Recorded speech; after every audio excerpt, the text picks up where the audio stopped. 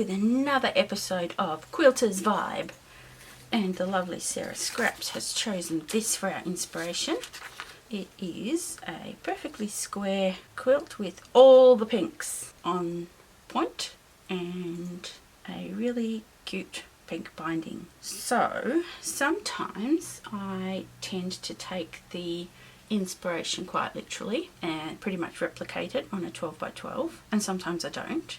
But in this case, I think that's exactly what I'm going to do. Not replicate the blocks as they are, although that's not really difficult, but I'll cut out squares. And see, this is a good bit about paper. You can just stick them where you want and then stitch them down, and yeah. So cut out big squares and small squares and just stick them down. Now they followed a pattern here. And so the one in the middle and the one on either side are the same. We're not going to do that. We're just going to do all the pinks. As soon as I saw this, I thought of not specifically this photo, but there's a whole bunch of photos with this guy and a pink and white quilt that we have. It's a sampler quilt that was made for me by some online friends, and it's got sort of a lot of hearts and flowers and stuff like that, so I'll incorporate that in the embellishments, but I will take inspiration from that, and I will start with some white cardstock. And I thought at this point that I'd roll with this as the binding. Now, it's hard to see against the mat, which I might add no longer has this icky paint thing. It looked really dirty because of the way that the light was falling, but it actually wasn't. It was pink on pink. But anyway, we won't talk about that. So anyway, this pattern is, oh, I forgot to turn off the, bear with me, one that you can, that looks equally good in all the directions, because stripes, they tend to look really good on two sides and not so great on the other. They've got a whole bunch of different pinks, and I like the binding to be kind of a bit darker. Now everything else is going to be scraps, with the exception of, what's that? Oh, that's it. These ones from Daisie by Prima, the paper pad, because there's like 4 of every kind in the paper pad, and I don't need that many, so I'm happy to chop them up. And so with some of them, I thought I would just chop up like a little section, and you won't really be able to tell what it is. But you know, there's, you know, more pink, plenty of pink. And this one, I'm sure I had one that I already started, but I picked it for this side. There's a little bit of cat themage, could never hurt. I think I've got a couple of journaling cards that I pulled out for that too. So I found this bit at the last minute. This one, I could fussy cut some cats, and it's got pink bows, and it's the right kind of pink. Then there's some larger pink pieces. I just went and pulled all the pink that I could see, and some of it sort of verges on red or includes red, like this, because I don't want it to be too, not too monochromatic. A little bit's fine, but I mean, pink is a shade of red after all. But there's a great variety of styles and patterns. Like this one is really vintagey, and some of them are a little bit vintagey, and some of them not at all. So I'm going to have to do another pass through all this and make a sort of a yes, no and a maybe pile and figure it out. But generally, when in doubt, more is more, and the more I throw together, the more it should all turn out okay. I'm going to stick it on fast forward and go through this pile.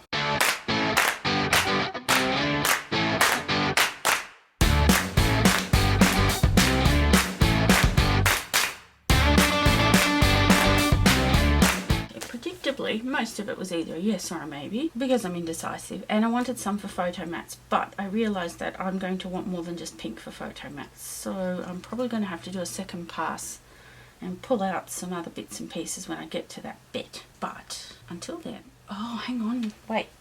The other thing, I also found this on the floor, and I meant to use it because there's quite a few patterns, maybe not that pink, that's not the pink I'm after, but the sort of warmish pink, like the strawberries. And I had the strawberries pulled out in the big sheet, but I think for this particular exercise the little one is going to work a bit better, simply because of the scale of the pattern. So think I might do that instead. I like that one. I'm just sneaking in a bit of extra colour this way. There we go. Cutting time. So I'll start with the patterns that I like the most and then figure out the others. Alright, here we go.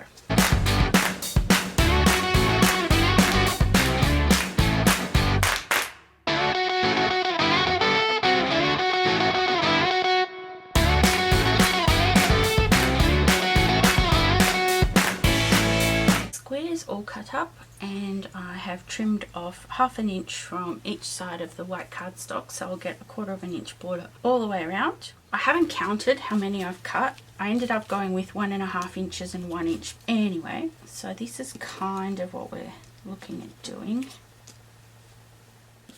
The only thing is I don't like it starting with one shape and finishing, hang on, so it starts on a small one and finishes on a small one. That makes so much more sense.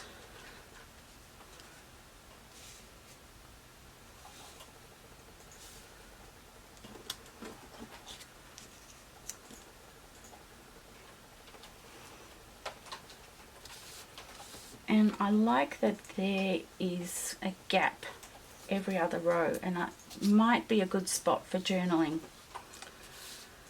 So this one would go in between these guys, but sort of something like that, and then 2,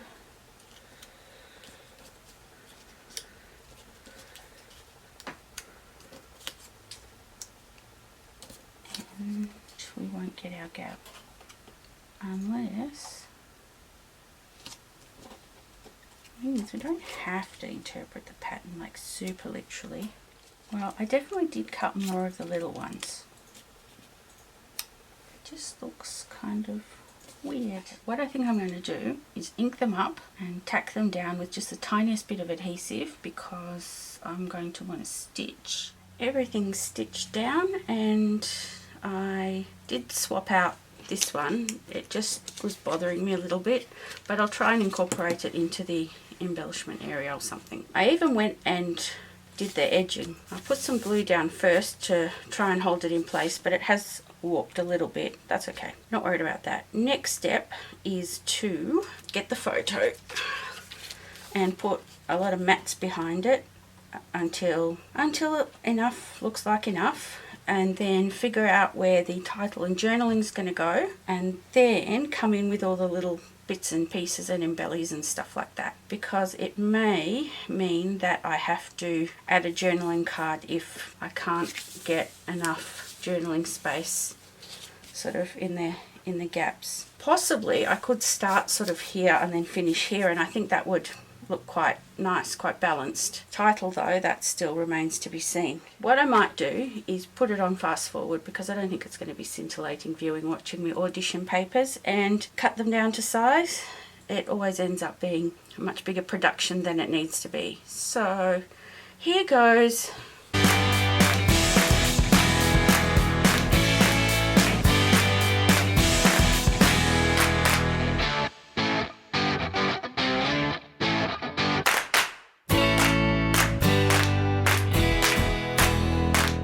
Okay, I'm happy enough with that, so I'm going to stick it down before I change my mind, and then get on with finding spots for the title and journaling. In fact, I might put the journaling down at this point, and then it might be easier to figure out where the title's going to go once I know how much room I need for writing. So I'll stick this down. Actually, I might bring in the glue dots for that, because this is quite thick and heavy and there's quite a lot of stitching there.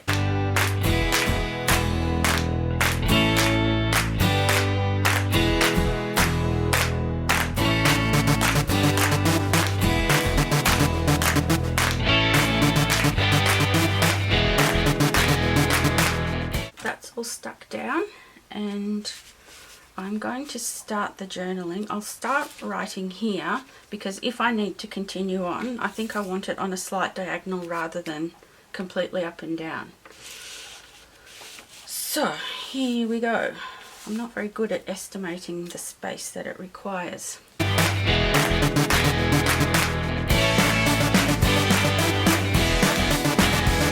That'll do it. I definitely want some embellishments up here above the photo and sort of, well, kind of on the diagonals. That way it'll sort of bring the journaling in a bit closer. I wouldn't mind some flowers, because I think I mentioned that before, didn't I? A little bit of catty sort of stuff. And then I'm just sort of thinking simultaneously about the title. Ideally, I'd have everything coming in as much as I can, but I think it's going to be a bit weird having a chunk of journaling and then the title and then more journaling. It's just going to disrupt the flow. Whereas strangely enough, if I put it here, it just doesn't seem to have that effect. So I don't know. Yeah, maybe I should just keep going with the embellishments and chuck the title on last. I mean, I could put it somewhere else entirely.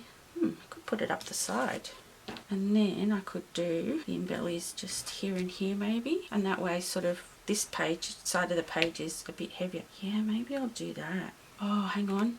I wanted to do some mist because I definitely wanted to bring in more grey. I inked the edges in grey and I did one paper matte in grey, but I definitely want more. Okay, hold that thought. I've got two greys. This Tattered Angels chalkboard one is definitely a bit more painty. If I had more time and patience, I could shake it until all the little bits of paint have dissolved. This one, I think from memory, goes on pretty dark, and it's definitely a lot more dye inky, almost black. So I'll use them both and see how they turn out.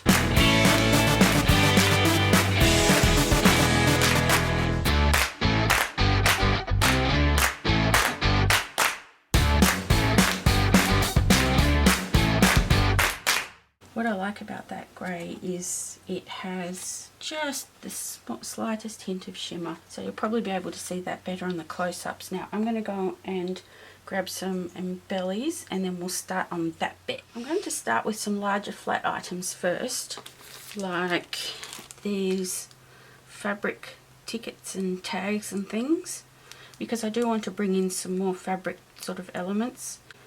And I will also use buttons because that kind of gives the whole quilty fabricy vibe, and loads of stickers, all the stickers, random, this is all random cat die cuts and wood bits and other stuff. Oh, and flowers. These are all the Paige Evans flowers because I wanted something with a little bit of whimsy, because that's sort of, haven't used sort of the real kind of realistic-y kind like Maggie Holmes does. I do have her sticker books here because I can't find pages right now, but that's okay.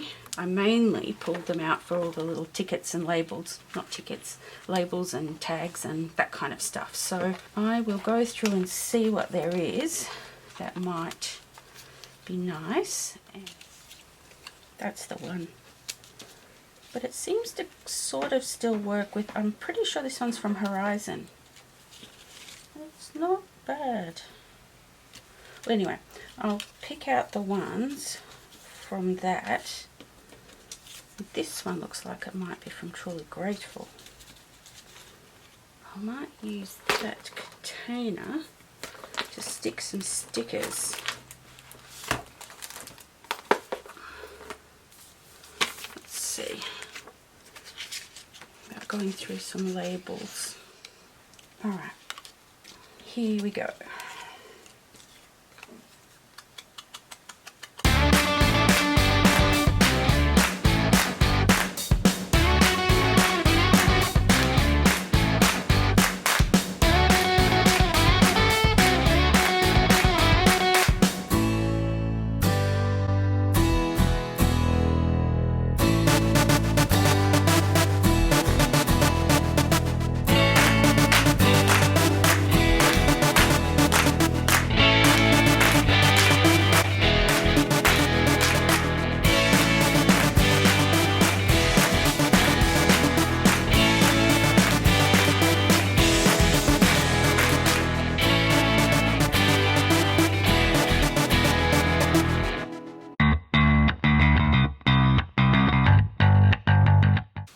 Alright, I've reached a point where, I don't know, I'm not thrilled with the embellishments.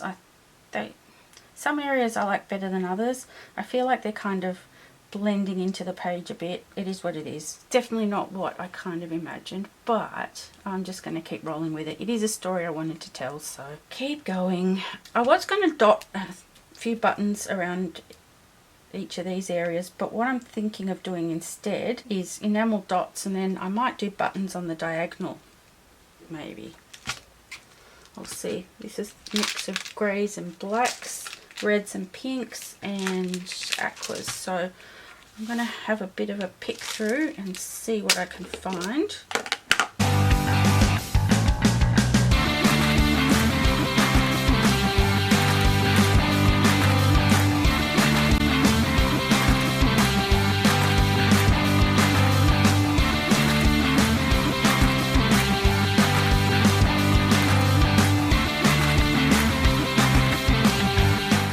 Yeah, I had to come back in with, I just put a puffy butterfly in each spot for some alternative texture. I probably still will come back with some enamel dots because, yeah, more is more. It's a very slippery slope. But at this point, I think more will be better rather than less. Now, I'm going to place these buttons onto the layout, sort of going in a loose diagonal like that. I may use all of them, I may not, because there's a lot there, and I haven't figured out how I'll attach them. It's at least 2 layers of cardstock. I probably can pierce it through, but it might be worth faking it with a glue dot. Still threading them, because I've got a thing about naked buttons. They make me twitchy. So, alright, here goes.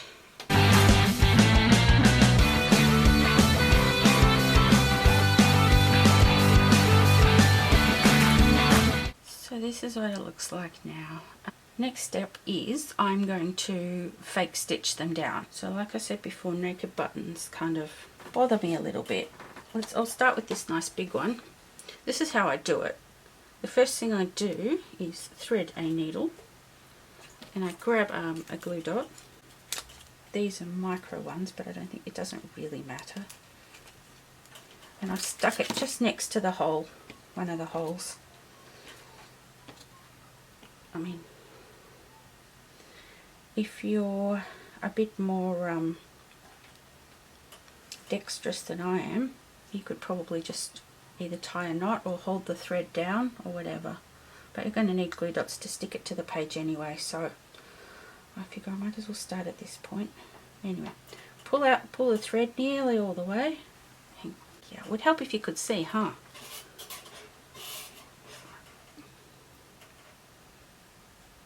And then just before the end goes through and I lose it, stick it down.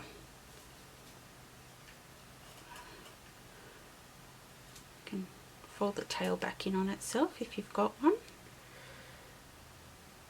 Yeah, so that'll keep it steady. And then just pretend you're sewing.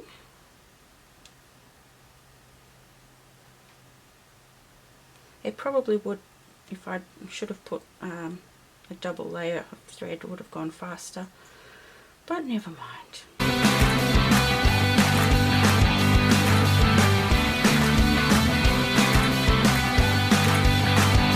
Alright, that should just about do it. I'm going to cut it off. So flip it over. You've got that little tail. I'm just going to put it straight back into the original glue dot that I placed there. And then you've got a threaded button. Now if you're going to put it on the page, then you're going to need more glue dots. So if it's a teeny tiny little button, use a mini or a micro. But since it's a big guy like this, oh, I'm on to my very last one here.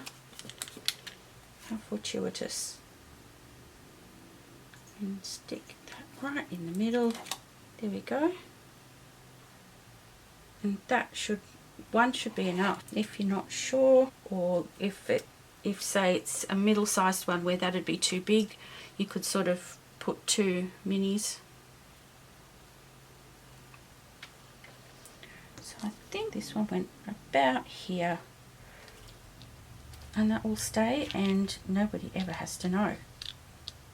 that it hasn't been threaded through the paper. Even looking down, you can't easily tell that there's no holes. In this particular spot, it's not too bad, but here, where I'd be stitching several layers, there's 2 layers of cardstock and pattern paper there, there's another one there, and if I put part of it leaning over that, well, that's more again. Anyway, I will leave it. I won't make you watch me stitch all the rest of these buttons down. If you want to see what it looks like all finished with all the stitching, and I need to come and check on the date, then I will add some stills at the end. And also be sure to visit me on my blog, and there should be a lot more info there. But I will sign off now. Please check out Sara, who is the instigator of Quilters Vibe, and I think I've successfully desecrated yet another one of the very lovely inspirations that she has put out there. But